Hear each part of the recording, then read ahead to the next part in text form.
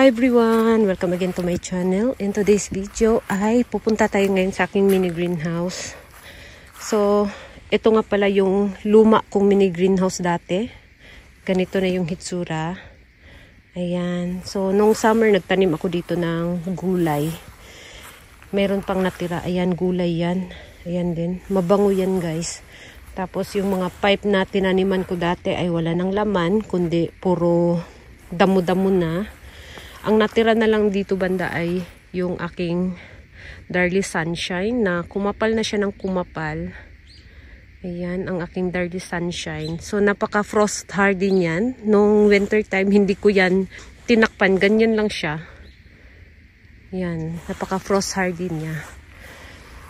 So, let's go. Punta tayo sa aking mini greenhouse.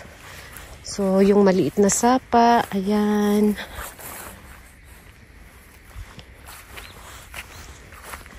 So, nandito yung aking mini greenhouse.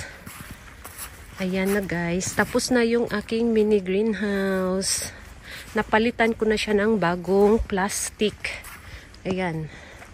So, isang buong plastic talaga siya. Wala siyang putol. Ayan. Tapos, medyo mahaba na yung ating mini greenhouse. Ayun yung nadagdag. Yung may puti lang. Dati yung mini greenhouse ko ay hanggang doon sa may blue lang. Kung nakita ninyo yung blue na net, hanggang dyan lang. Ngayon ay nadagdagan na ng 1, 2, 3, 4. Ayan.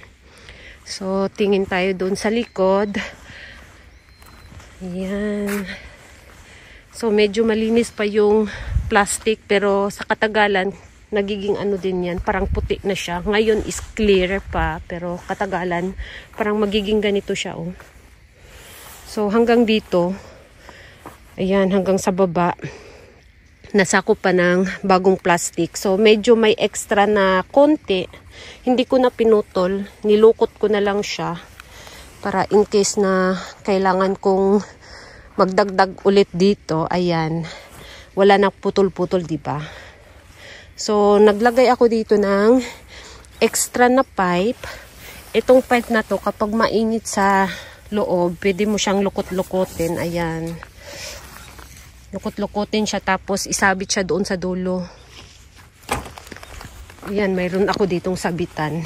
Pero naisip ko na bibili na lang ako ng hook na pwede siyang isabit pa ganun na lang siya. Oh. So, ayan dito. Dito ko siya sinasabit sa may ano.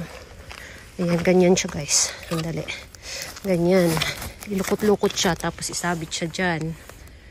So, manual-manual lang yung ano natin. Ayan. Pati dito sa kabila, ganun din. Ganun rin dito. Ayan, oh. Pwede din siyang lukot-lukotin. Tapos, ayan.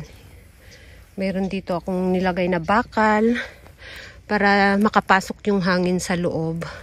Tapos, itong puti, ano to siya? Lata.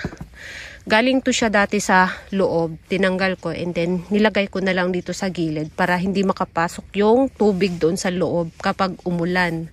So, dito ko siya nilagay and then magtambak ako dito ng mga lupa para yung tubig diretso dito banda. Ayan. Pati doon sa kabila, ganun din. Dito rin, ganun din. Ayan. Dito, wala akong nilagay dito. Yung ginamit ko dati dito, last year, ano na siya, sira na siya. So, hindi ko na siya magamit ulit. Ayan. And then, pasok tayo sa aking mini greenhouse. Ayan. So, ito, medyo hinabaan ko dito banda para yung hangin. Pwede siyang, ayan, oh. Tapos, i-clip mo siya dito. Meron ditong clip. Ayan, pwede mo siyang i-clip dito. Para yung hangin hindi makapasok sa loob. Tapos, itong ginamit ko dito na plastic sa pintuan. Ayan. Tapos, dito rin. Ay, yung luma kong ginamit dito dati na plastic. So, nilagay ko na lang dito sa pintuan. So, ngayon is, di ba clear pa siya. Sa katagalan nito, ay magiging ganito na rin siya. Ayan. Para na rin siyang puti. Tapos, pagpasok natin, ayan, ang ating, nilagyan ko pala nito. Dati nakatali lang siya, pati doon sa baba. Nakatali lang siya. Nilagyan ko ng ganito para hindi mo na siya buhatin. Kasi last year, binubuhat ko kasi to siya. Kailangan mo siyang iangat tapos buksan. Ngayon, hindi na. Ayan. Madali na lang siyang buksan, guys. Ayan. Ginawa natin ng paraan. Tapos, itong mga ano natin dito ay medyo malapad na siya. Kung dati, guys, hanggang dito lang siya. Dito lang siya banda. Ayan. Hanggang dito lang siya. So, yung nakaharang dito, yun yung puti na nasa labas. Ayan. Tapos, nilagyan ko ng mga lupa. Yung mga ginamit ko noon na lupa, dito ko na tinambak. Dito galing, guys. Ayan, dito ko iniipon. So, wala nang konting-konti na lang yung natira. Ayan. Nilagay ko na dito. Tapos, yung mga succulents ko dito, tinanggal ko sila para bungkalin siya kasi nga may mga tunnel doon sa ilalim. So, binungkal ko ng binungkal hanggang doon sa dulo, guys. Binungkal ko talaga siya. Tapos, nilagay ko dito yung mga luma kong lupa. Dito ko na siya nilagay. Ayan. So, medyo malapad na yung ating taniman ng succulents dito. So, balik ulit number 1. Mag-antay na naman tayo na lumaki sila next year. Kung nakita ninyo may basa, yan ay tumutulo galing dito. Ayan. Mga moist. Yan, moist siya. So, may tumutulo dyan, pati doon. Ayan, may mga, wala siyang butas ha. Ano talaga yan guys, moist. Yung kapag malamig na, nagiging kasi yung tubig, parang ice. Diba sa kapag malamig yung tubig na nilagay mo sa baso, diba nagkakaroon ng, tubig doon sa labas ng baso. So, parang ganun din. Ayan, tapos tumutulo dito. So, kahapon ng hapon, nagpunta ako dito kasi sinirado ko tong aking mini greenhouse. And then, nag-repotting din ako ng konti. Ito yung ginawa ko kahapon. Ayan. Ito, nag-repotting ako ng konti. Tapos, yung ibang babies, ayan, hindi ko pa natapos. Ayan, oh. Nandyan pa. Kasi, ito yung gawin ko ulit ngayon. Ayan. Tapusin ko na to. Itong mga babies na to, pati ito, kailangan ko ring i-transfer. So, kung napansin niyo mayroon ditong Purple Delight. Itong Purple Delight, guys, ay galing siya dito. Diyan siya galing. Tinanggal ko siya dyan, kinatings ko, and then, ayun, tinanim ko siya sa paso. So, marami na akong Purple Delight. Meron pa akong mga succulents doon sa labas na hindi ko pa rin na iligpit. Kahit malamig na sa gabi. So, hindi pa naman nagkaroon ng minus. Pero, kaninang umaga is nagkaroon kami ng 1 degree. So, medyo nag-ice lang ng konti yung mga moist dito sa plastic. Medyo nag-ice lang siya ng konti. Ngayon, dahil nga na siya, natunaw na siya, ayun, tumutulo-tulo na yung tubig dyan. So, ayan, medyo malaki na yung space natin. Ayan.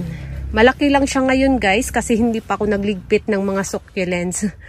Kapag niligpit ko na pati yung sa labas, kapag pinasok ko na dito, medyo masikip na ulit to. Ayan. So, yung mga nairipat ko na mga babies, nandito sila. Ayan, dito sila nakalagay. Ayan. So, itong dalawa na to, ito at saka ito, galing siya doon sa bahay ng kamatis ko. So, nilipat ko na siya dito. Unti-unti. Tapos, ito, bagong ripat din to. Ayan. Nadiligan ko na. Basa pa rin. At mayroon din dyang, tinanin sa, ayan mayroong mga dyan, blue jelly beans, ghost plant, ghosty. Doon banda is ghosty. Dito, may ghosty dyan. Ayan, mga ghosty. So, itong patungan na to, ang magkasya dito na mga ganito ay 3. Tapos dito din 3 is, merong 6 na pwedeng ilagay dito. Ayan. Tapos, yung aking mga agavoides, nandito sila nakapatong. Ayan, yung mga nakatanim din sa malaking pot. Ayan, pinatong ko na dito. Nandyan sila, nakahilera. Tapos, meron ulit ako doong propagation ng mga dahon sa ilalim. Ayan, hindi pa siya napuno dito kasi meron pa akong ilagay dyan ng mga dahon. Tapos, ayan, mga babies natin na tinanim ko nung springtime. Malaki na sila. Yung ginawa ko nga pala na arrangement, ito nga pala siya. Ayan, yung ginawa ko na arrangement. Yan. So, dito muna siya pansamantala during winter time. Dito muna siya. Pagdating ng spring, iuwi ko to sa bahay para ilagay sa harap ng bahay namin. Ayan, dyan muna siya pansamantala. Tapos, eto, si Peach Pride. Dito na rin siguro to. Lagyan ko lang siya ng doble-dobleng frost cloth kasi maselan to siya sa winter, guys. Napakaselan nito. So, kailangan ko siya doble-doble yung frost cloth na gamitin ko dito kay Peach Pride. Ayan. Meron pa tayong hindi pa rin na itanim. Ayan. So, meron din tayo dyan. Medyo, pa siya, makalat pa siya. Hindi pa siya totally, ayos. Ayan. Tapos, itong mga tinanim ko rin nung springtime, ayan, kasi malaki na sila. Dati nakatanim sila sa maliit na itim na pot. Tapos, nung spring, nilagay ko naman sila dito. So, ngayon naman, nilipat ko na naman sila. Pinipilian ko lang kung alin yung gusto kong ilipat. Lalo na yung may babies, katulad nito. Ayan. Nilipat ko lang siya sa medyo malaking pot na dilaw. Ayan. So, kung nakita ninyo, ayan, oh. Ayan, napaka-konti lang talaga yung kaibahan niya, guys. So, ito rin, ilipat ko rin to. Yung may mga babies dito, gusto kong ilipat sa medyo, malaking pot. Nandito yung pot, to, naka-ready na. Ayan. Ayan yung laki ng pot na ginagamit ko ngayon. So, yun, guys, yung ng aking mini greenhouse ngayon. So, tingnan natin dito banda. Ito dito. Ito kasi malaking variety ito ng succulents. Itong frill na to. Gusto ko rin siyang ilipat sa medyo malaking pot. Ayan. Yung iba din dito gusto ko ring iripat din.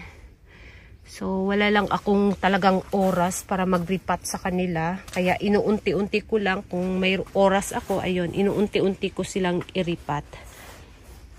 So, yun lang, guys. Ayan. Yung ating mini greenhouse sa loob. So, medyo, na talaga siya.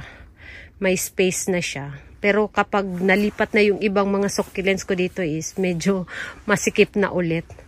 Ayan. So, thank you so much for watching. And please don't forget to subscribe and like to my channel. Sa hindi pa nakapag-subscribe, please subscribe my channel. At i-click nyo na rin ang bell button para ma-update kayo pag nag-upload ako ng bagong video. Thank you so much for watching and see you on my next video. Bye-bye!